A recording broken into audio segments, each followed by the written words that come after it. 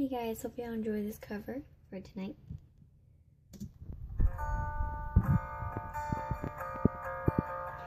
So I'm a nappy hair.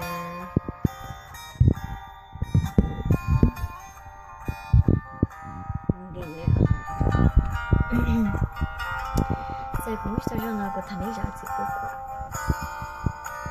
I'm not the best singer, but it is what it is.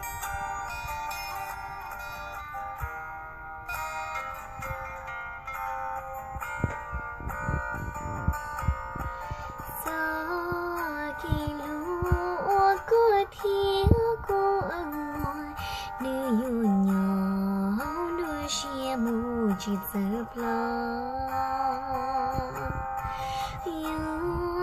nhon trong có nhớ trâu cùng đôi xia mũ có ta ý gì chỉ bố lo mù gió kỳ lù lên từ thiếu vô bao giờ xì lù vào lý có thia của nó chỉ cho tia yêu lo sao linh nó mơ lu xia yêu tôi tia lia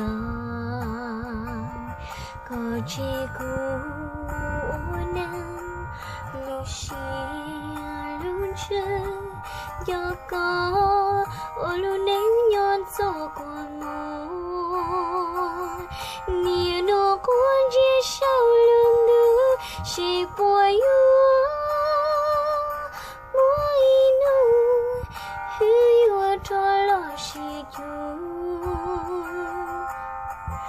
gió kỳ lù trong bao lý có thia cũ chỉ lù lò chỉ tao nhỏ cho tiền nó.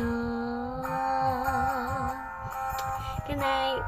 Please subscribe my channel and please like and share my video. I made this video, or there else anyways doesn't matter. But anyways, hope you like and enjoy. Okay, good night everyone. I love you guys.